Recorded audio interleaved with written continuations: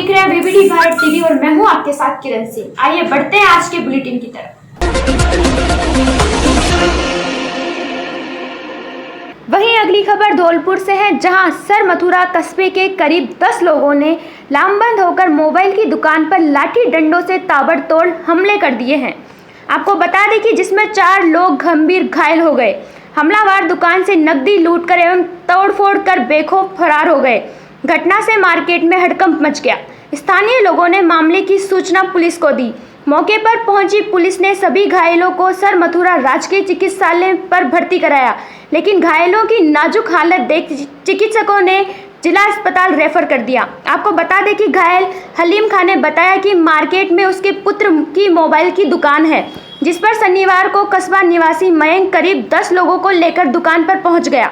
आरोपियों ने दुकान में घुसते ही लाठी डंडों से ताबड़तोड़ हमले शुरू कर दिए। आपको बता दें कि आरोपियों द्वारा किए गए हमले में दुकान मालिक 48 वर्षीय हलीम समेत 16 वर्षीय सोलह पुत्र हलीम, 32 वर्षीय नदीम पुत्र रफीक एवं 20 वर्षीय अरमान पुत्र हलीम घायल हो गए। हमलावर दुकान का काउंटर तोड़कर 13 से अधिक की नकदी लूटकर फरार हो गए। मौके पर स्थानीय लोगों की भीड़ जमा हो गई, जिन्होंने मामले की सूचना पुलिस को दी। पुलिस ने घायलों को सरकारी अस्पताल में भर्ती कराया, लेकिन नाजुक हालत होने पर जिला अस्पताल रेफर कर दिया गया। पीड़ित ने नामजद आरोपियों के खिलाफ पुलिस के समक्ष रिपोर्ट पेश की है। मेरे लड़के की दुकान पे आए थे सब, और फिर क्या उन्होंने मारपीट की। हम बचाने गए तो हमको भी मारा उन्होंने। 8-10 जने आए थे। कौन लोग थे? झगड़ा करने वाले। कौन जानते हो क्या? हाँ जानते हैं साहब। क्या नाम है उनका? उनका नाम मयंक है, और बिल्ला और अनुज। क्या क्या ले गए तुम्हारी दुकान से? मोबाइल वगैरह में लूट मार की और पैसे ले गए। 13,500 रुपये थे उसमें, और सब काउंटरों को फोड़ गए और हमारी सबकी मारपीट कर गए। 4, 5, 7, 6 जनों की मारपीट की। हाँ नारसिंह। क्या नाम है आपका? मेरा नाम हलीम है साहब। कहाँ रहते हो? गंदरपाड़े में रहते हैं सर मतलब। वहीं खबर धौलपुर जिले से है, जहां मनिया क्षेत्र के गांव परसौदा निवासी 2 व्यक्तियों के शव शनिवार सुबह संदिग्ध अवस्था में अलग अलग स्थानों पर मिले। आपको बता दें कि रास्ते से गुजर रहे लोगों को जब गड्ढों में शव दिखे तो पुलिस को सूचना दी। मनिया थाना पुलिस ने मौके पर पहुंचकर दोनों के शव को लाकर मोर्चरी में रखवा दिया। इसके बाद परिजनों को सूचना कर कानूनी कार्रवाई करते हुए दोनों शवों का पोस्टमार्टम कर परिजनों को सौंपे गए। आपको बता दें कि इधर अचानक 2 व्यक्तियों के शव संदिग्ध अवस्था में गांव के अलग अलग स्थानों पर मिलने से क्षेत्र में हड़कंप मच गया है। उधर परिजनों द्वारा थाने में दी गई रिपोर्ट में बताया गया है कि दोनों की मौत नशे में धुत होने से गड्ढे में गिरने से हुई है। थाना प्रभारी सुमन चौधरी ने बताया कि मृतकों के परिजनों ने थाने में रिपोर्ट दर्ज कराई है, कि जिसमें बताया गया है कि दोनों की मौतें नशे में धुत होने से गिरने से हुई है। परसौदा निवासी बहादुर पुत्र छोटे लाल ने रिपोर्ट दर्ज कराई है कि शुक्रवार शाम को उसका भाई फौरन 35 साल घर से खेड़ली का कहकर गया था। खेड़ली में शराब के ठेके पर बैठकर शराब पी और वहां से रात्रि में ही नशे की हालत में वह घर के लिए निकल आ रहा था। तभी खेड़ली शमशान घाट के पास पानी में से भरे एक गड्ढे में पैर फिसल कर गिर गया। शुक्रवार रात्रि को काफ़ी तलाश की, लेकिन शनिवार सुबह सूचना मिली कि इसी अनुसार परसौदा निवासी बहादुर पुत्र गुमान सिंह ने भी मामला दर्ज कराया है कि मेरा भाई रामवीर शुक्रवार शाम को खेड़ली की तरफ गया था। वहां शराब के ठेके पर बैठकर शराब पी, उसके बाद पैदल वह घर के लिए आ रहा था। तभी नशे की धुत में परसौदा शमशान घाट के पास पानी के गड्ढे में गिर गया, जो शनिवार सुबह मृत अवस्था में मिला। फिलहाल पुलिस ने दोनों का पोस्टमार्टम कर शव परिजनों को सौंप दिए हैं और मामले में अनुसंधान जारी है। आज मनिया थाना क्षेत्र के गाँव परसौदा में गड्ढे में डूबने से मृत्यु हुई है। इनमें एक मृतक का नाम फौरन और दूसरे मृतक का नाम राजवीर है। दोनों एक ही गांव के रहने वाले हैं। परिजनों ने तहरीर दी है कि शराब के ठेके से शराब पी और घर की तरफ आ रहे थे। इसी दौरान पैर फिसल गए और ये पानी गड्ढे में गिर गए। दोनों की डेड बॉडियाँ हैं, उनका पोस्टमार्टम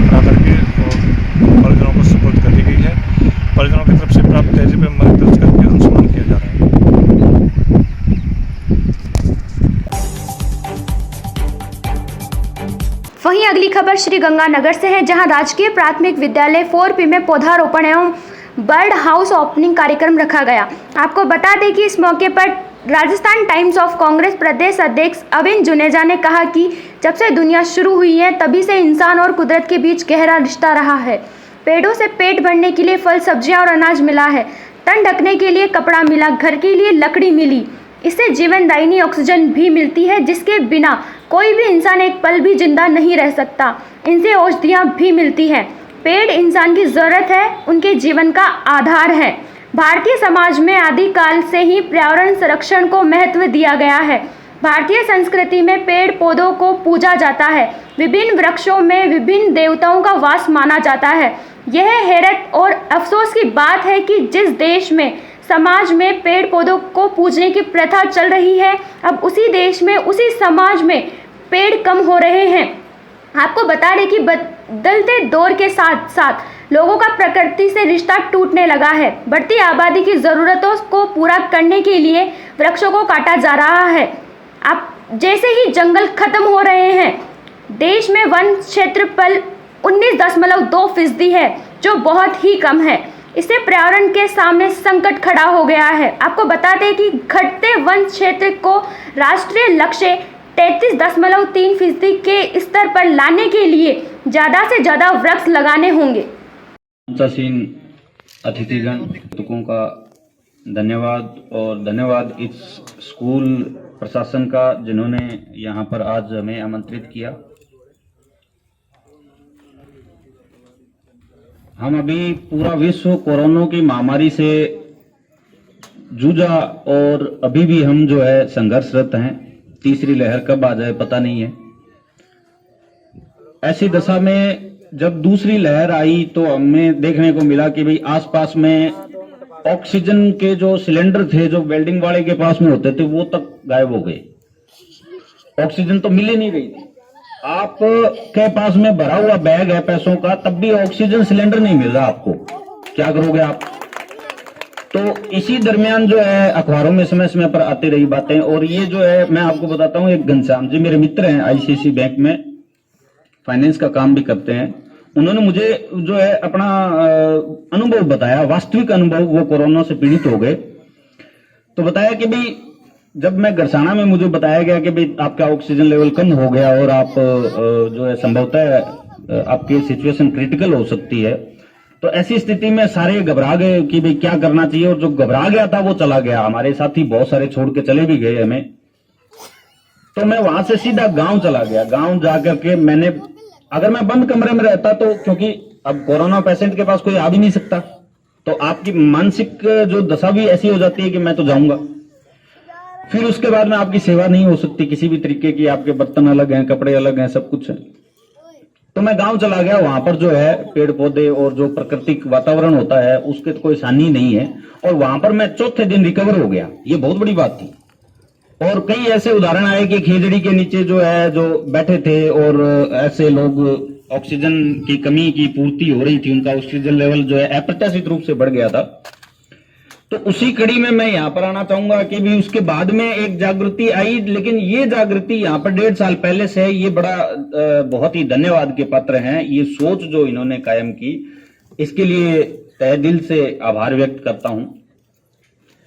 परंतु सोच पेड़ पौधे लगाने की जो आज से, जो जैसे मैं बिश्नोई धर्म से बिलोंग करता हूं, तो जाम्बू जी ने 500 साल पहले कहा था वृक्ष लगाओ। ये वैज्ञानिक जो है सत्य भी था। पर आज 1 अरब 30 करोड़ की जनता में कितने लोग ऐसे हैं जो इस बात पर यथार्थ रूप से हम इसको चरितार्थ करते हैं? मैं स्वयं भी कह पाऊं कि भी मैं इतना अच्छा पर्यावरण प्रेमी हूं, मैं नहीं हूं। मेरे पास में बहुत सारी टीम है, 10-10 मालियों की टीम है। शहर में एक बहुत बड़ा एक मंच है मेरे पास में, परंतु इस एक छोटे से मंच से श्री पवन जी बिश्नोई, उपस्थित जागरूक अभिभावकगण, ग्रामीण जन, ये वृक्षारोपण हमारी जिंदगी के लिए बहुत आवश्यक है। यानी आज जो हम स्थिति देख रहे हैं, बारिश नहीं हो रही, गर्मी कितनी भयंकर रूप से बढ़ रही है जिसको आदमी सहन नहीं कर पाता, पशु पक्षी सहन नहीं कर पाते, उनमें बीमारियां होती हैं। ये सब इस वातावरण की देन है, गर्मी की देन है। और ये गर्मी बढ़ने का कारण जनसंख्या बढ़ना, आदमियों की संख्या बढ़ना, और आदमी इस धरती पर ज़्यादा बढ़ेंगे तो निश्चित रूप से गर्मी है वो भी ज़्यादा बढ़ेगी। तो उस गर्मी को कम करने के लिए वृक्षों का होना जरूरी है। सारा काम इसी से होता है, लिखना, पढ़ना, खाना, पीना किससे होता है? 5 बातें बताऊंगा, 5 बातों को फॉलो कर लोगे, आप 20 साल में जितने पेड़ नहीं लगा सकते 6 महीने में लगा दोगे। Only 5 tips, only 5 tips.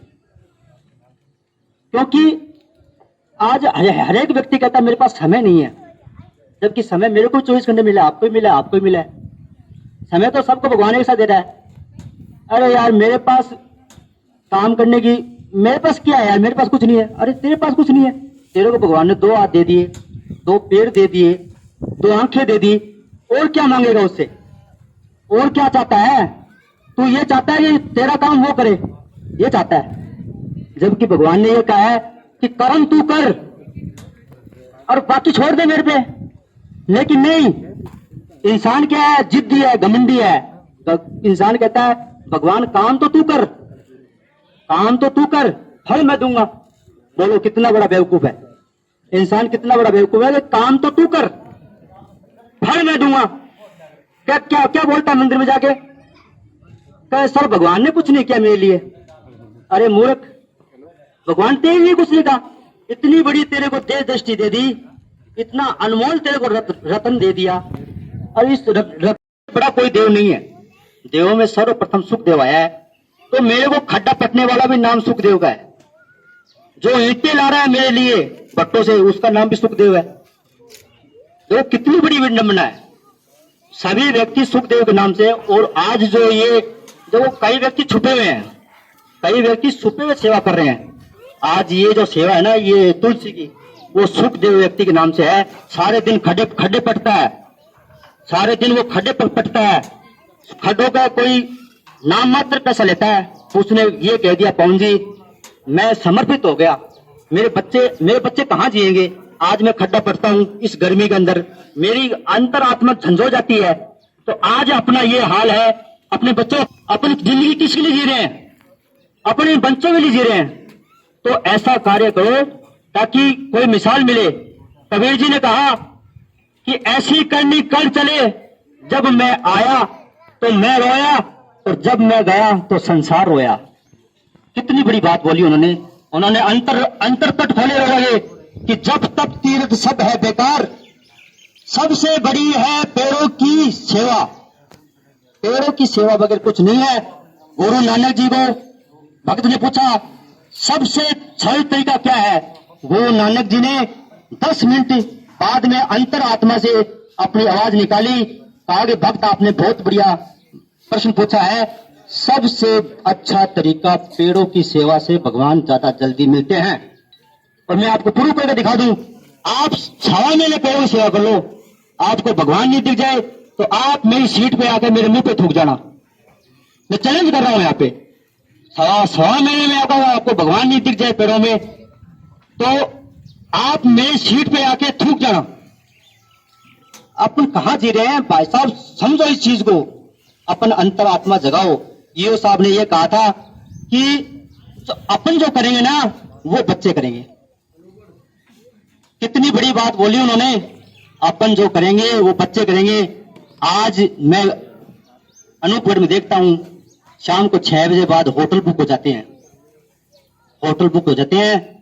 कोई भी पेड़ों की सेवा करने नहीं आता। 50 घंटे करता हूं, 100 घंटे करता हूं, चलने से पहले सिर्फ 5 व्यक्ति ही पहुंचते हैं। What is this? ये क्या?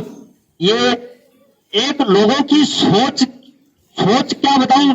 लोगों सभी मंचहीन व समस्त ग्रामवासी व कर्मचारियों को मेरी तरफ से नमस्कार। विशेषकर विनोद जी, जो मेरा तो ऐसे मन करता है कि 8 के बी में ये टीम है, जो सारी टीम को 8 के बी में ले जाऊं। तो बहुत ही दिल खुश हुआ यहाँ पर आकर। अंदर भी कमरों में लाइब्रेरी देखी, बहुत मन खुश हुआ। लेकिन हमारे तो ऐसी व्यवस्था नहीं है। हमारे 9 के बी में गुरचरण जी, शायद जानते होंगे गुरचरण जी, इनके जैसे विनोद जी हैं, ऐसे बहुत मेहनती हैं। उन्होंने भी स्कूल में बहुत अच्छी व्यवस्था पेड़ पौधों की बहुत अच्छी बना रखी है। तो मैं एक उदाहरण देना चाहता हूँ विनोद जी से। विनोद जी, पेड़ पौधे लगाने में तो हर कोई आगे आ जाता है, लेकिन उसको पालना बहुत जरूरी है। सिर्फ अपने लगाने से नहीं, उसकी देखभाल करनी भी अपना फर्ज बनता है। और मेरा निवेदन है विनोद जी से कि इनको जो आज कार्य इन्होंने चलाया है, कितने 6 महीने हो गए, 1.5 साल हो गया इनको। हाँ जी, 22 पेड़ तो आपकी मेहनत से ही हुए हैं। हाँ जी, तो जैसे भी आपने कहा, अभी कोई नरेगा कर्मचारी हैं, जो चाहे कोई बच्चे हैं, सभी बहुत ही अच्छा योगदान रहा है। धन्यवाद।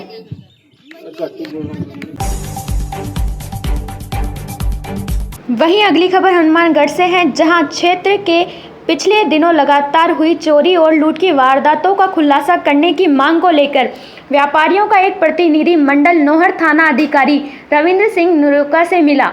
संयुक्त व्यापार संघ के अध्यक्ष संजय मोदी के नेतृत्व में मिले व्यापारियों ने थाना अधिकारी से शहर में पिछले दिनों एक के बाद एक हुई आपराधिक वारदातों से पर्दा उठाने की मांग करते हुए बताया कि इसे व्यापारियों में भय का माहौल है।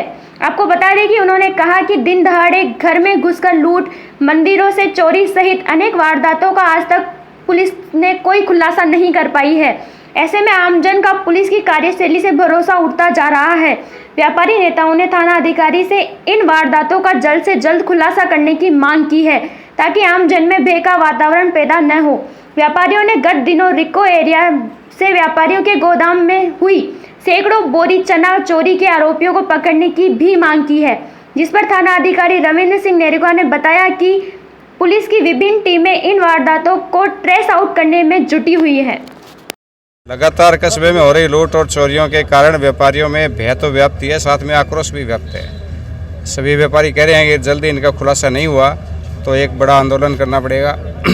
इसलिए सभी व्यापारी वर्ग के प्रतिनिधि, सभी अध्यक्ष आज पुलिस प्रशासन से यही प्रार्थना करने आए हैं कि ऐसा कोई मौका ना मिले और सभी आदमी की जान माल की सुरक्षा हो। इसके लिए आप तुरंत जो चोरियाँ और जो लूट हुई है इनका खुलासा करें और आगे के लिए भी गश्त बढ़ाएं, नशे के तस्करों को पकड़े और चोरियों की वारदात पर लगाम लगाएं। आश्वासन मिले और सीआई साहब ने आश्वासन दिया है कि जल्दी आपके पीछे हुई चोरी और लूट का खुलासा कर दिया जाएगा और आगे से ऐसी वारदात ना हो, इसके लिए पुलिस प्रशासन पूरा चौकस रहेगा और गश्त की व्यवस्था रहेगी। पिछले कई दिनों से नौर क्षेत्र में चोरियां काफ़ी बढ़ी है। पिछले दिनों दिन में 1 बजे सुशील जी मोदी के घर में 2 अज्ञात व्यक्ति घुसे और महिला घर में थी। एक व्यक्ति को उन्होंने पहचान भी लिया, लेकिन वो कंगन लेके फरार हो गए। तो इस विषय में हमने सीआई साहब से बात की है, तो सीआई साहब ने कहा भी क्यों तो मिले हैं, लेकिन कार्रवाई हम जल्द से जल्द करेंगे और बाकी गश्त बढ़ाएंगे। चिट्ठे के बारे में भी जगह जगह हो रही है। जैसे अंजनी जी खदरिया जी की फैक्ट्री से चने चोरी हो गए थे, उनको भी जल्द से जल्द ढूंढने का प्रयास कर रहे हैं। सीआई साहब ने यही बोला है। व्यापारी को प्रतिनिधित्व मिला है सर, उसमें लगातार वारदातें बढ़ रही है, तो पुलिस उनके खुलासे को लेकर क्या प्रयास कर रही है? वारदात जो हुई है विगत दिनों में उसमें 2-3 लूट के तो खुलासा कर दिया है। एक जो दिन दहाड़े चोरी हुई है उसके लगे हुए हैं। संदिग्ध लोगों से पूछताछ की जा रही है। टेक्निकली भी हम उसमें देख रहे हैं कि क्या हो सकता है और मुखबिरों के थ्रू टच में है और इसको शीघ्र ही हम कोशिश करके इसका पर्दाफाश करने की पूर्ण कोशिश करेंगे। नशे का जो प्रकरण बढ़ रहा है, नशे की रोकथाम के लिए हाँ, नशे के रोकथाम के लिए हमने यहाँ पर चिन्हित किए हैं कुछ लोग जो नशे का काम करते हैं। उसमें से एक कार्रवाई भी की है और 2-3 कार्रवाई के लिए और हम पाइपलाइन में हैं। जल्दी ही नशे के ऊपर पूर्ण जो कर रहे हैं अवैध काम, उन पर पूर्णतः रोक लगाने के पूरे प्रयास करेंगे। सर, लूट वाले मामले में पुलिस कहाँ तक पहुँच पाई है? लूट वाले अभी ऐसा कोई पूर्ण सफलता नहीं मिली है। कुछ लोग चिन्हित कर रखे हैं, उसको आगे डेवलप किया जा रहा है सोर्सेज से और विभिन्न माध्यमों से क्रॉस चेक किया जा रहा है। उसमें कोई अगर क्लू मिलते हैं तो उससे आधार पर आगे हम कार्रवाई करेंगे। इस बार गश्त बढ़ाएगी? हाँ, गश्त वगैरह मोटरसाइकिल पे सादा वस्त्रों में भी कर दी है और रात्रि गश्त वगैरह सुचारू रूप से सायंकालीन में खुद देख रहा हूँ, सुपरवाइज कर रहा हूँ, सब इंस्पेक्टर वगैरह भेज रहे हैं, बिल्कुल निरंतर गश्त जारी है सर। वहीं अगली खबर हनुमानगढ़ से है, जहां भारत सरकार के पर्यटक मंत्रालय के देखो अपना देश के अंतर्गत राजवीर पैलेस में फॉर्म टूरिज्म पर एक कार्यशाला का आयोजन किया गया। आपको बता दें कि कार्यशाला में वक्ताओं ने कहा कि हनुमानगढ़ जिला फॉर्म टूरिज्म में देश का बेस्ट इन्वेस्टिनेशन बन सकता है।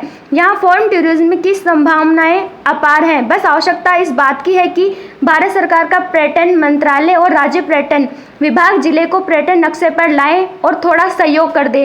यहाँ के लोग फॉर्म टूरिज्म को बढ़ावा देने के लिए तैयार हैं। आपको बता दें कि कार्यशाला में जयपुर से आए भारत सरकार के पर्यटन मंत्रालय के निदेशक करण सिंह ने बताया कि पर्यटन क्षेत्र में अब स्पेशल इंटरेस्ट ग्रुप के लोग भी बहुत बड़ी संख्या में हैं, जो अब राजस्थान में जयपुर, उदयपुर, जैसलमेर, बीकानेर, जोधपुर इत्यादि जगह नहीं जाना चाहते। वे फॉर्म टूरिज्म की ओर ज़्यादा आकर्षित हो रहे हैं।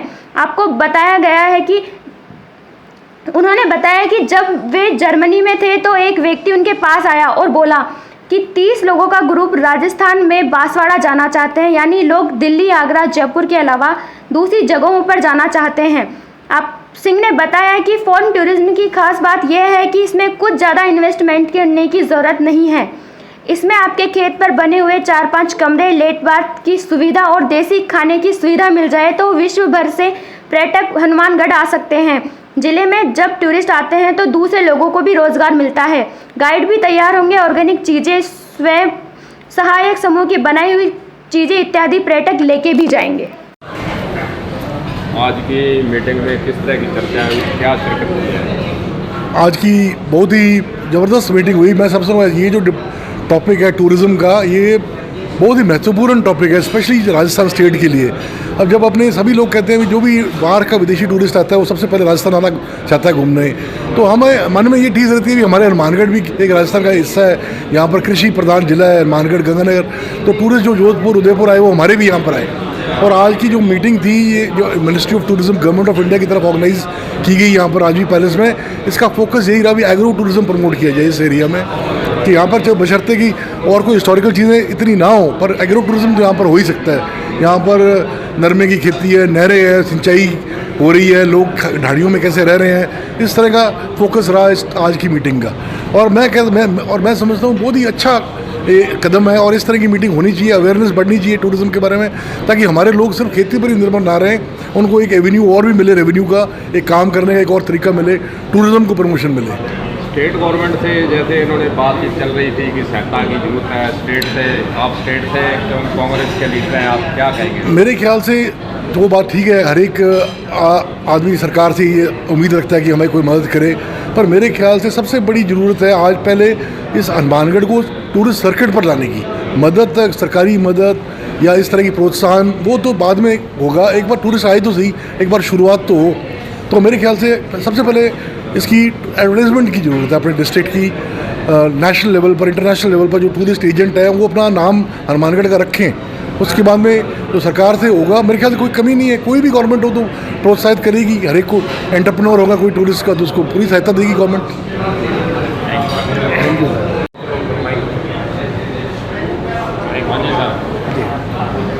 ये हमने आज वर्कशॉप कम इंटरेक्शन सेशन जो ऑर्गेनाइज़ किया है, ये एग्री टूरिज़्म, फार्म टूरिज़्म और रूरल टूरिज़्म के ऊपर किया है, क्योंकि हमारे राजस्थान में टूरिज़्म काफ़ी डेवलप्ड स्टेज में है और बाकी जो रीजन है जिसमें मारवाड़, मेवाड़ और बाकी जो रीजन है वहाँ पे हेरिटेज टूरिज़्म अच्छा है, काफ़ी लोग वहाँ आते हैं, लेकिन हनुमानगढ़, गंगानगर साइड में ज़्यादा टूरिस्ट नहीं आते हैं। तो हमने प्लान किया था कि वहाँ पे एग्री टूरिज़्म और बॉर्डर टूरिज़्म पर यदि हम कोई प्रोग्राम करें तो लोगों को वहाँ मोटिवेट किया जा सकता है। तो जैसे आपने देखा कि काफ़ी सारे लोग आए हैं और जिनका अच्छा खासा एक्सपीरियंस है, जो लोग ऑलरेडी एग्री टूरिज़्म कर भी रहे हैं। सो बेसिकली हमारा जो आना जिस पर्पज़ के लिए हम आए थे वो हमें लग रहा है कि वो पूरा हुआ है और अभी हमको इस फील्ड में और काम करने की आवश्यकता है। Thank you.